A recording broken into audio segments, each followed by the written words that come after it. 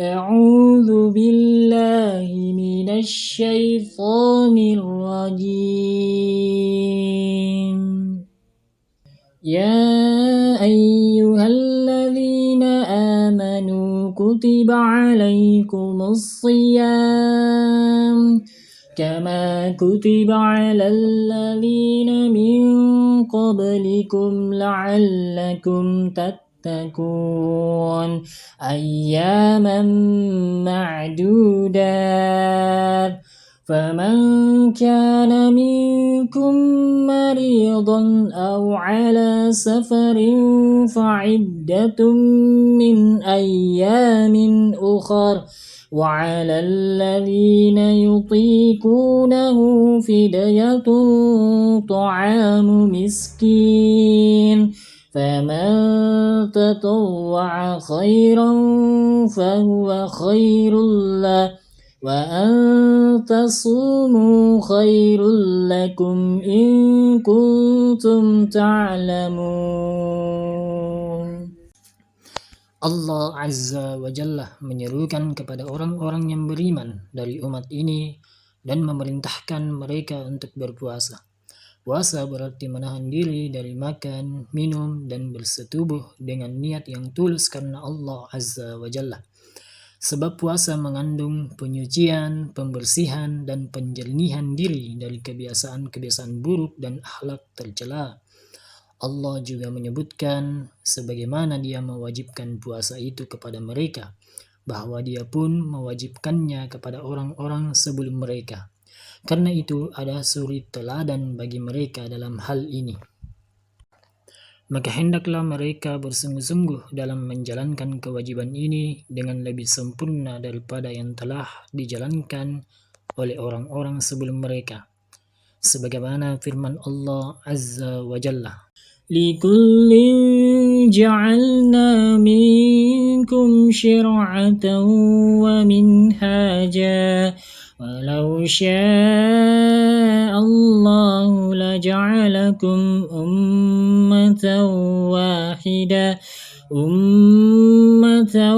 واحدة ولكن ليبلوكم فيما آتاكم Fastabiqul khairat. Oleh karena itu dalam surah Al-Baqarah ini Allah Subhanahu wa taala berfirman, Ya ayyuhalladzina amanu kutiba alaikumus shiyam kama kutiba alal ladzina min qablikum la'allakum tattaqun. Karena puasa dapat menyucikan badan dan mempersempit jalan syaitan, maka dalam hadis yang terdapat dalam kitab Sahih Al-Bukhari dan Sahih Muslim ditegaskan bahwasanya Rasulullah Shallallahu Alaihi Wasallam bersabda, Ya ma'syarus syabab, man istata'a minkumul ba'ata falyatazawwaj, wa man lam yastati' فَعَلَيْهِ بِالصَّوْمِ فَإِنَّهُ لَهُ وِجَاءٌ. Setelah itu, Allah menjelaskan waktu puasa. Puasa itu tidak dilakukan setiap hari, supaya jiwa manusia ini tidak merasa keberatan, sehingga lemah dalam menanggungnya dan menunaikannya. Tetapi puasa itu diwajibkan hanya pada hari-hari tertentu saja. Pada permulaan Islam, puasa dilakukan 3 hari pada setiap bulan. Kemudian hal itu dinasak atau dihapus dengan puasa 1 bulan penuh, yaitu pada bulan Ramadan, sebagaimana diuraikan lebih lanjut. Diriwayatkan dari Mu'adz, Ibnu Mas'ud, Ibnu Abbas, Atha, Qatadah, dan Ad-Dhahak bin Muzahim bahwa puasa itu pertama kali dijalankan seperti diwajibkan atas umat-umat sebelumnya, yaitu 3 hari setiap bulan. Ditambahkan oleh Ad-Dhahak, puasa seperti ini masih tetap disyariatkan pada awal Islam sejak Nabi Nuh sampai Allah menasaknya dengan puasa Ramadan. Abu Ja'far Ar-Razi meriwayatkan dari Ibnu Umar, dia berkata dengan diturunkannya ayat كتب عليكم الصيام كما كتب على الذين من قبلكم. Puasa itu diwajibkan kepada mereka jika salah seorang di antara mereka mengerjakan sholat isya kemudian tidur, diharamkan baginya makan, minum, dan menyetubuhi istrinya sampai waktu malam lagi seperti itu. Ibnu Abi Hatim berkata, hal senada diriwayatkan dari Ibnu Abbas, Abul Aliyah, Abdurrahman bin Abi Laylah, Mujahid, Said bin Jubair, Muqatil bin Hayyan, Rabi bin Anas, dan Ato al-Khusarani mengenai firman Allah, Kutiba 'alal ladzina min qablikum. Atau Al-Khurasani menukilkan dari Ibnu Abbas yang dimaksudkan yaitu ahli kitab. Lantas Allah menjelaskan hukum puasa, yaitu berlaku pada masa awal Islam. Firman Allah Azza wa Jalla, فَمَنْ كَانَ مِنْكُمْ مَرِيضًا أَوْ عَلَى سَفَرٍ فَعِدَّةٌ مِنْ أَيَّامٍ أُخَرَ. Artinya, orang yang sakit dan yang dalam perjalanan boleh tidak berpuasa, karena hal itu merupakan kesulitan bagi mereka. Boleh tidak berpuasa, tetapi harus mengqadanya pada hari-hari yang lain. Adapun orang yang sehat dan tidak bepergian tetapi merasa berat berpuasa, baginya ada dua pilihan, berpuasa atau memberikan makan. Jika mau dia boleh berpuasa atau tidak berpuasa, tetapi harus memberi makan kepada seorang miskin setiap hari. Lebih baik lagi jika dia memberikan makan lebih dari seorang. Meski begitu, berpuasa tetap lebih baik daripada memberi makan. Demikian menurut pendapat Ibnu Mas'ud, Ibnu Abbas, Mujahid, Tawus, Muqatil bin Hayyan, dan ulama salaf lainnya. Oleh karena itu Allah Azza wa Jalla berfirman, وَعَلَى الَّذِينَ يُطِيقُونَهُ فِدْيَةٌ طَعَامُ مِسْكِينٍ فَمَنْ تَطَوَّعَ خَيْرًا فَهُوَ خَيْرٌ لَهُ وَأَنْ تَصُومُوا خَيْرٌ لَكُمْ إِنْ كُنْتُمْ تَعْلَمُونَ.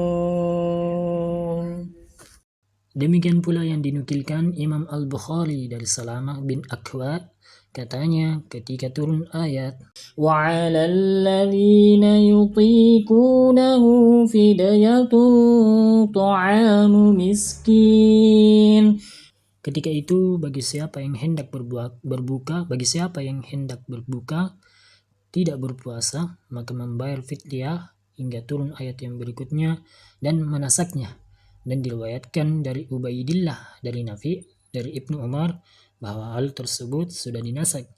Al-Bukhari menukilkan dari Atha bahwa dia pernah mendengar Ibnu Abbas membaca ayat وَعَلَى الَّذِينَ يُطِيقُونَهُ فِدْيَةٌ طَعَامُ مِسْكِينٍ. Kata Ibnu Abbas, ayat tersebut tidak dinasak karena yang dimaksudkan dalam ayat itu adalah orang tua laki-laki dan perempuan yang tidak mampu menjalankan ibadah puasa. Maka dia harus memberikan makan setiap harinya seorang miskin. Demikian pula diriwayatkan oleh beberapa periwayat dari Sa'id bin Jubair dari Ibnu Abbas.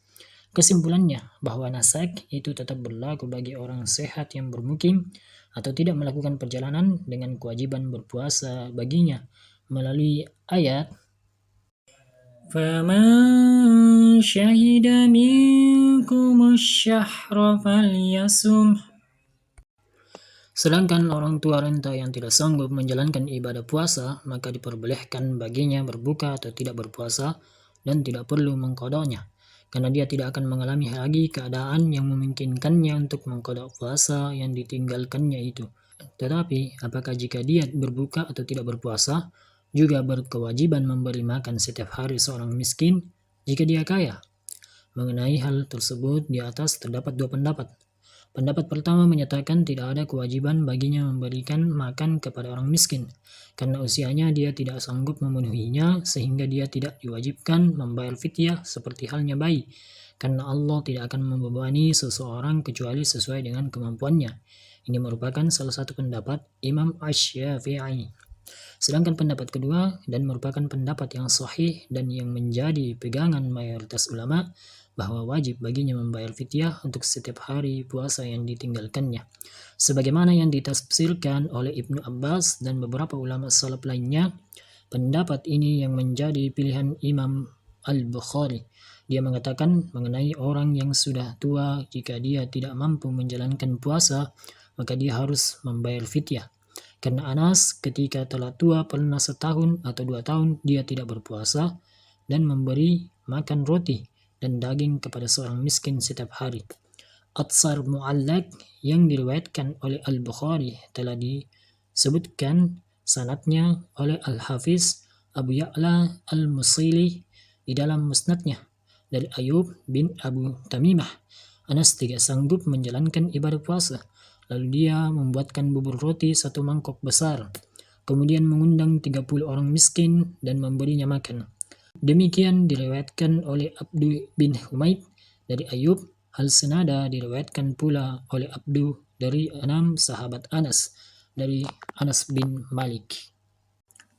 Termasuk dalam pengertian ini adalah wanita hamil dan menyusui jika keduanya mengkhawatirkan keselamatan diri dan anak mereka.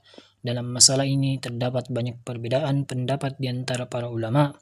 Di antara mereka ada yang berpendapat bahwa keduanya, wanita hamil dan yang menyusui, boleh tidak berpuasa tetapi membayar fidyah dan mengqadha puasanya. Dan ada pula yang mengatakan wajib membayar fidyah saja dan tidak perlu mengqadha. Ada juga yang berpendapat wanita hamil dan wanita yang sedang menyusui itu berkewajiban mengqadha puasa yang ditinggalkannya tanpa membayar fidyah. Tetapi ada juga yang berpendapat kedua wanita itu boleh berbuka dengan tanpa membayar fidyah dan tidak juga mengqadhanya.